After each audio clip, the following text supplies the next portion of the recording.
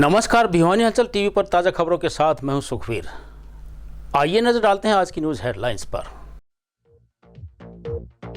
NHM कर्मचारियों ने सांसद रामचंद्र जांगड़ा का पुतला फूंका।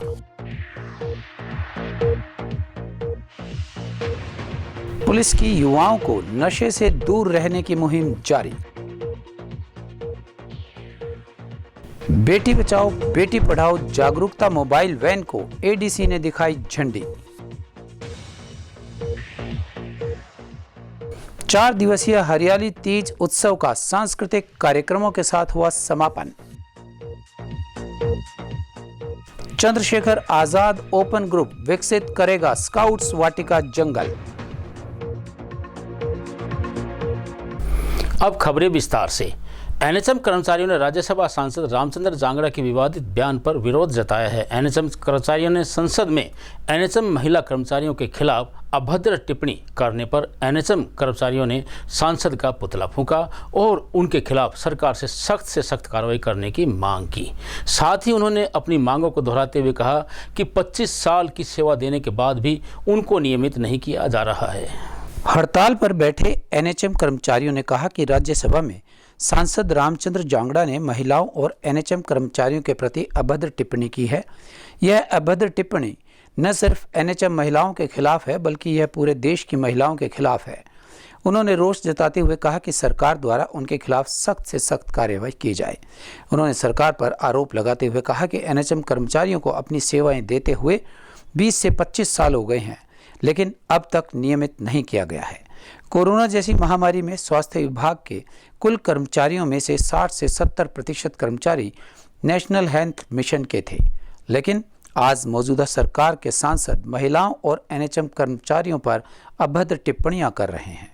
मेरा नाम नीलम है, मैं एनएचएम कर्मचारी हूँ और आज हमारा हड़ताल का 13वां दिन है। आज हमने सरकार की 13वीं की है और हम सरकार को ये जताना चाहते हैं, ये चेतावनी देना चाहते हैं, अगर हमारी मांगे नहीं मानी गई तो हम मजबूरन रोड शो, हड़ताल और दरी पर से उठेंगे नहीं, चाहे हमारी जान चली जाए या हमारी नौकरी चली जाए, तो मजबूरन हमें इस यहाँ तक मजबूर ना करो कि हमें आगे तक भी रोड शो करना पड़े, पब्लिक परेशान होना पड़े। क्या मनोबल टूटा आपका कितना कम? रामचंद्र जांगड़ा जो एक सांसद नेता है और हमें इतना दुख हुआ है उस बात के लिए कि आज हमने उसका पुतला फूका है, जो नारी शक्ति का इतना अपमान करता है। सांसद में जाकर बड़ी सभा में जो नारी का अपमान करता है ना, आज उसका वही हाल हुआ है जो उस रामचंद्र जांगड़ा का हुआ है। नर्सों के ऊपर जो टिप्पणी रखी है ना, वो पूरी विश्व की नर्सों के लिए है और हम नर्स को ये बताना चाहते हैं कि हम किसी से कम नहीं है। जो नारी का अपमान करेगा ना, उसको नारी शक्ति यही हाल करके छोड़ेगी। देखिए, आज का जो हमारा प्रदर्शन था, जो माननीय रामचंद्र जांगड़ा जी ने जो संसद में एक बयान दिया हमारी नर्सों के लिए, वो बेहद अशोभनीय टिप्पणी उन्होंने की है। ये बिल्कुल हमें नागुजार है।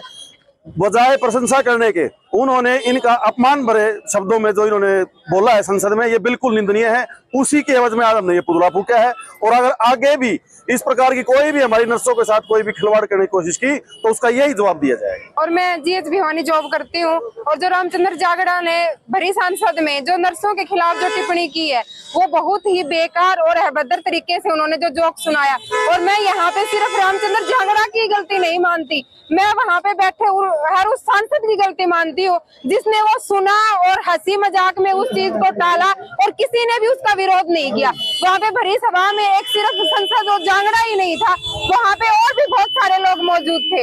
उनके घर में भी माँ बेटियां बहन बेटियां सब है, क्या वो उनकी इज्जत नहीं करते? और हम यहाँ पे अपने छोटे छोटे बच्चों को छूट कर day duty, night duty, morning evening हम सारी ड्यूटियां करती हैं। हम इसलिए नहीं करती कि कोई भी सांसद में हमारा मजाक बना दे। हरियाणा उदय योजना के तहत पुलिस विभाग के द्वारा नशा मुक्ति जागरूकता अभियान चलाकर लोगों को जागरूक किया गया। पुलिस अधीक्षक वरुण सिंगला ने बताया कि जिले के 60 से अधिक गांव में उनकी टीम के द्वारा लोगों को नशा मुक्ति के लिए जागरूक किया जा चुका है। इस कार्य के लिए विभाग के साथ करीब 6000 युवा अपना सहयोग दे रहे हैं। इस योजना के तहत गांव निनान में पुलिस अधीक्षक ने नशा मुक्ति के लिए युवाओं को शपथ दिलाई। पुलिस अधीक्षक वरुण सिंगला ने गांव निनान में खिलाड़ियों और ग्रामीणों से बातचीत की और युवाओं को नशे से खिलाफ जागरूक करते हुए नशा न करने की शपथ दिलाई। उन्होंने कहा कि अपने साथियों व गांव के अन्य युवाओं को भी खेलों के प्रति प्रोत्साहित करें। पुलिस द्वारा युवाओं को खेलों के प्रति प्रोत्साहित किया जा रहा है। युवाओं को खेलों के प्रति जागरूक करने के लिए विभिन्न खेल गतिविधियों का आयोजन भी करवाया जा रहा है।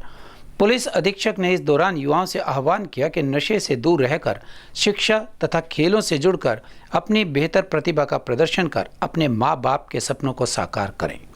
उन्होंने इस अवसर पर युवाओं से कहा कि अगर कोई नशा बेचता है तो वह इसके बारे में पुलिस को सूचित करें ताकि उसके खिलाफ सख्त से सख्त कार्रवाई की जा सके। देखिए, ये हरियाणा उदय प्रोग्राम के तहत जो है हम गांव-गांव में इस तरह के जन जागरण के जो है कार्यक्रम करा रहे हैं। इसमें युवाओं को खास तौर पर खेल प्रतियोगिताओं के माध्यम से नशे से एवं अपराध से दूर रखने के लिए प्रेरित कर रहे हैं।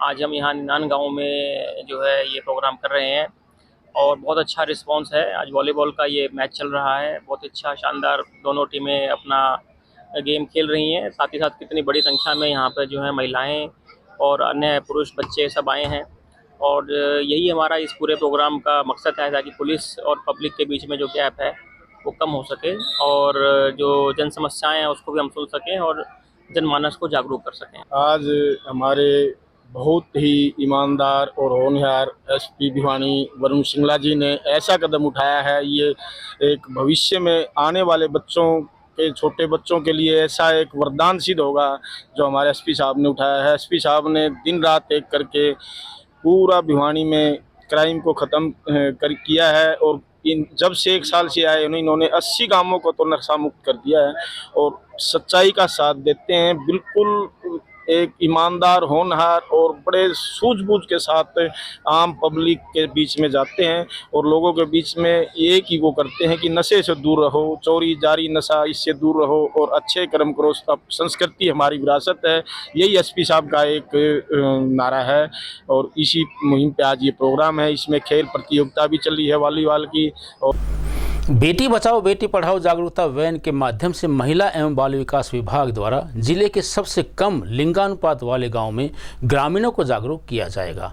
जागरूकता वैन को हरी झंडी दिखाकर रवाना करते हुए एडीसी हर्षित कुमार ने कहा कि बेटी बचाओ बेटी पढ़ाओ एक राष्ट्रीय कार्यक्रम है। उन्होंने बताया कि जागरूकता मोबाइल वैन सरकार की योजनाओं को मल्टीमीडिया उपकरणों के माध्यम से ग्रामीणों को जागरूक करेगी। वहीं जिला कार्यक्रम अधिकारी वैशाली ने बताया कि जागरूकता वैन के साथ आंगनवाड़ी वर्कर्स व हेल्पर्स लोगों को जागरूक करने में सहयोग करेंगी। तीज उत्सव के उपलक्ष्य में बेटी बचाओ बेटी पढ़ाओ जागरूकता रथ को एडीसी हर्षित कुमार ने लघु सचिवालय परिसर से झंडी दिखाकर रवाना किया। इस दौरान एडीसी ने महिला एवं बाल विकास विभाग द्वारा लघु सचिवालय परिसर में स्थापित सेल्फी पॉइंट पर सेल्फी ली। बेटी बचाओ बेटी पढ़ाओ जागरूकता वैन के माध्यम से विभाग जिले के सबसे कम लिंगानुपात वाले गांवों में ग्रामीणों को अभियान चलाकर जागरूक करेगा। एडीसी हर्षित कुमार ने बताया कि ये जागरूकता मोबाइल वैन सरकार की योजनाओं से मल्टीमीडिया उपकरणों के माध्यम से ग्रामीणों को जागरूक करेगी। डीपीओ वैशाली ने बेटी बचाओ बेटी पढ़ाओ अभियान के बारे में जानकारी देते हुए बताया कि यह जागरूकता वैन जिन गाँवों में जाएगी उन गांवों में एक जागरूकता कार्यक्रम का आयोजन किया जाएगा। इस दौरान सभी आंगनबाड़ी कार्यकर्ता व आंगनबाड़ी हेल्पर वैन के साथ रहेंगी और अधिक से अधिक लोगों को जागरूक करेंगी। उन्होंने बताया कि आंगनबाड़ी केंद्र के राशन से मीठे व पौष्टिक पकवान बनाकर लाभ पात्र महिलाओं, बच्चों व गणमान्य महिलाओं व व्यक्तियों को इस दौरान वितरित करेंगी। बाल विकास विभाग की तरफ से आज जो तीज महोत्सव के तहत बेटी बचाओ बेटी पढ़ाओ के तहत हम लोगों ने एक मोबाइल वैन जो है वो यहाँ से भिवानी से रवाना की है मिनी सेक्रेटरीट से, जिसका मेन उद्देश्य यही है कि ये ऐसे 10 गांव में जाएगी जहाँ पर सेक्स रेशो जो है वो औसतन से कम है और जाकर ये गांव में ये संदेश देगी बेटियों की इम्पोर्टेंस के लिए, वुमेन एम्पावरमेंट के बारे में और हमारी जितनी भी स्कीम्स हैं डिपार्टमेंट की उसका प्रचार प्रसार होगा। हमारे जो ये मोबाइल वैन है इसके माध्यम से हमारी स्कीम्स जो एलईडी इसमें लगी है वो सारी स्कीम्स के बारे में जानकारी देगी।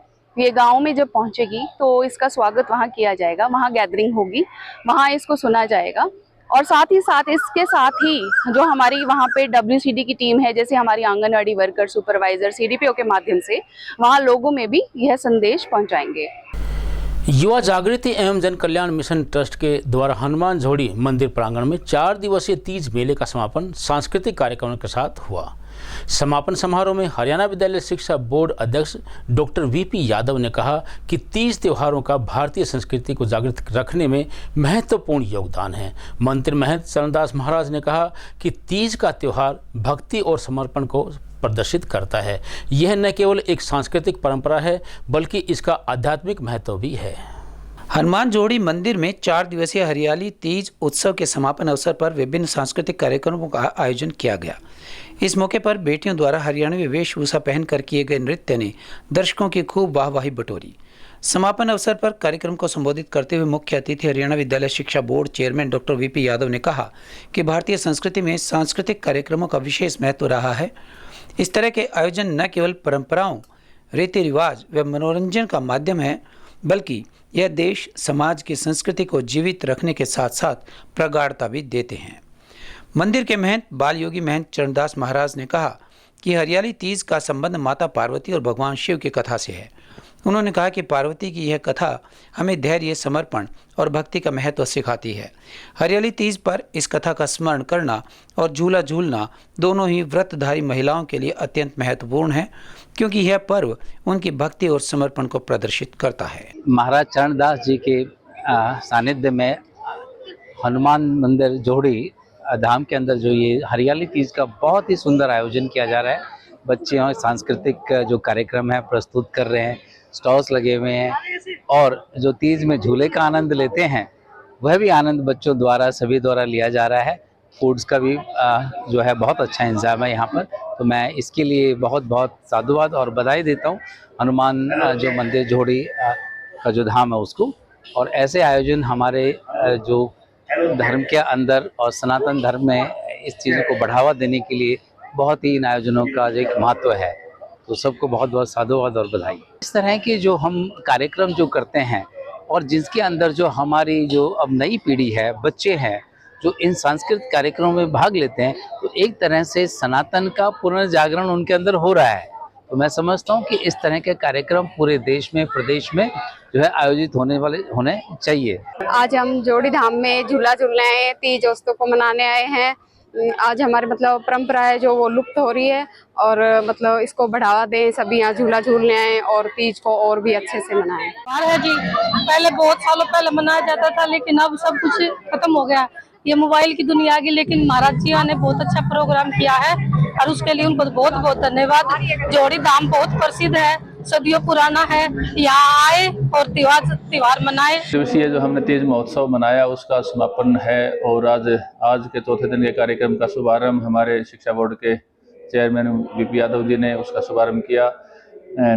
मेले का निरीक्षण किया, झूला झूला और बैठ करके बढ़िया उन्होंने आनंद लिया कार्यक्रम का। और ये चौथा दिन का है, ये रात के 10 बजे तक कार्यक्रम चलेगा। उसमें अनेकों बच्चों की गतिविधियां हैं, अनेक बच्चों के कार्यक्रम हैं, योगा के हैं, छोटे छोटे बच्चों को कहीं न कहीं आगे बढ़ाने का, प्रोत्साहित करने का, कहीं न कहीं अच्छी दिशा में ले जाने का ये कार्यक्रम है। क्योंकि वैसे त्यौहार तो हमें कहीं न कहीं अच्छा संदेश ही देते हैं।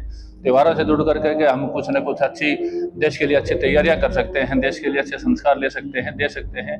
क्योंकि अपने बच्चों को जब माँ बाप लेके आता है, दिखाता है, सिखाता है, तो बच्चे आगे बढ़ करके उन्हें कहीं न कहीं उन कार्यों को आगे बढ़ाने में अपना योगदान भी करते हैं। द हरियाणा राज्य भारत स्काउट्स एंड गाइड्स की शाखा चंद्रशेखर आज़ाद ओपन ग्रुप पर्यावरण संरक्षण के उद्देश्य से स्काउट वाटिका जंगल प्रोजेक्ट की जिम्मेदारी निभाएगी। प्रोजेक्ट की शुरुआत उपायुक्त महावीर कौशिक व जिला शिक्षा अधिकारी नरेश मेहता ने की। उन्होंने बताया कि प्रोजेक्ट के तहत ग्रुप के द्वारा पौधारोपण करके मिनी जंगल स्थापित किया जाएगा। वहीं उन्होंने इस उद्देश्य के लिए घर घर जाकर पौधे वितरित करने की जानकारी भी दी।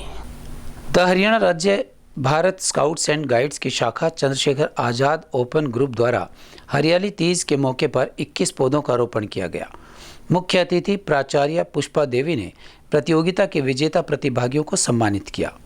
ग्रुप लीडर सागर ने बताया कि पर्यावरण संरक्षण को ध्यान में रखते हुए स्काउट्स वाटिका जंगल प्रोजेक्ट की शुरुआत की गई है, जिसके तहत ग्रुप के कार्यालय में पौधारोपण कर यहाँ एक मिनी जंगल स्थापित किया जाएगा। उन्होंने बताया कि इसी के तहत 5 दिवसीय पौधे वितरण कार्यक्रम की शुरुआत डीईओ के निवास स्थान से की गई। जिसके तहत 11 अगस्त तक शहर में घर घर जाकर पौधे वितरित किए जाएंगे तथा नागरिकों को स्वच्छ पर्यावरण की महत्ता से अवगत करवाया जाएगा। जिला ग्रुप कोऑर्डिनेटर लक्ष्मण गौड़ ने बताया कि हरियाली तीज का पर्व धरती को हरित बनाने के प्रयासों को बढ़ावा देने का अवसर प्रदान करता है। यह पर्व न केवल प्राकृतिक संतुलन बनाए रखने के लिए महत्वपूर्ण है, बल्कि यह पुण्य की प्राप्ति, मानसिक शांति और आध्यात्मिक ऊर्जा अर्जित करने के लिए लाभकारी माना गया है। आज हरियाणा राज्य Bharat scout guide Chandrashekhar Azad open group ने माननीय जिला शिक्षा अधिकारी, जो कि हरियाणा राज्य भारत स्काउट गाइड के जिला चीफ कमिश्नर हैं, जो उनके दिशा निर्देश अनुसार हर घर एक पौधा मुहिम को शुरू किया गया है। आज शाम 4 बजे माननीय जिला शिक्षा अधिकारी महोदय के घर के सामने से पौधा लगाना शुरू करेंगे, जो कि शहर को कवर ना करके कोई सेक्टर या ऐसा हम एक कवर करेंगे जिसमें कि हम घर घर जा करके पौधे लगा सकते हैं। और कार्यालय पर भी आज बच्चों ने 21 पौधे लगाए हैं, जो कि उनकी देखभाल ये सभी स्वयं बच्चे करेंगे। और एक स्काउट्स की वाटिका भी जो कि कैंपस के अंदर बनने जा रही है। अब एक खबर चलते चलते, बांग्लादेश में शेख हसीना सरकार के तख्ता पलट के बाद वहां नोबेल पुरस्कार विजेता मोहम्मद यूनुस के नेतृत्व में नई सरकार बनेगी।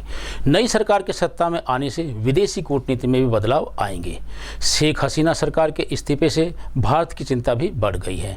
माना जा रहा है कि जमाते इस्लामी और बांग्लादेश नेशनल पार्टी जैसी पार्टियां चुनाव जीत सकती हैं। इन पार्टियों की पाकिस्तान और चीन के प्रति प्राथमिकता है। सीमाओं पर सुरक्षा प्राथमिक चिंता है। दरअसल भारत और बांग्लादेश के बीच 4096 किलोमीटर लंबी ग्लोबल लाइन दुनिया की 5वीं सबसे बड़ी लैंड लाइन है। भारत के 5 राज्य बांग्लादेश के साथ सीमा साझा करते हैं। इस क्षेत्र की आबादी भी काफ़ी ज़्यादा है। बांग्लादेश से आने वाले शरणार्थियों की संख्या में वृद्धि की संभावना देश की सुरक्षा के लिए खतरा बन सकती है। शेख हसीना ने हमेशा भारत का समर्थन किया है। ऊर्जा, कनेक्टिविटी और बुनियादी ढांचा ऐसे कुछ क्षेत्र हैं जहां दोनों देशों ने उनके कार्यकाल के दौरान बड़े पैमाने पर सहयोग किया है। यह संभव है कि तीस्ता नदी संरक्षण परियोजना खतरे में पड़ जाए। तीस्ता जलमार्ग संरक्षण परियोजना पर प्रधानमंत्री नरेंद्र मोदी और शेख हसीना के बीच विचार विमर्श हो चुका है। अगर बांग्लादेशी सरकार द्वारा लागू की गई नीतियों में बदलाव होता है तो यह परियोजना भी प्रभावित हो सकती है। इसके परिणाम स्वरूप व्यापार भी प्रभावित हो सकता है। भारत और बांग्लादेश बड़े पैमाने पर व्यापार भागीदार रहे हैं। IBF ORG के आंकड़ों से पता चलता है कि दोनों देशों ने 2023 और 2024 के बीच $14.22 बिलियन का सामान और सेवाओं का व्यापार किया। वित्त वर्ष 2023 में भारत से बांग्लादेश को 6052 वस्तुएं भेजी गई। यह उत्पाद आंकड़ा $12.20 बिलियन था, जो कि वित्तीय वर्ष 2022 में $16.15 बिलियन से कम था। शेख हसीना के बेटे जाय ने BBC वर्ल्ड सर्विस पर न्यूज़ ओवर को दिए एक साक्षात्कार में कहा कि उनकी मां राजनीति में वापस नहीं आएगी। IANS की रिपोर्ट के अनुसार जय ने चिंता व्यक्त की है कि BNP जमात गठबंधन सत्ता में आया तो बांग्लादेश पाकिस्तान जैसा हो जाएगा। और अंत में फिर से एक नज़र आज की न्यूज़ हेडलाइंस पर। NHM कर्मचारियों ने सांसद रामचंद्र जांगड़ा का पुतला फूंका।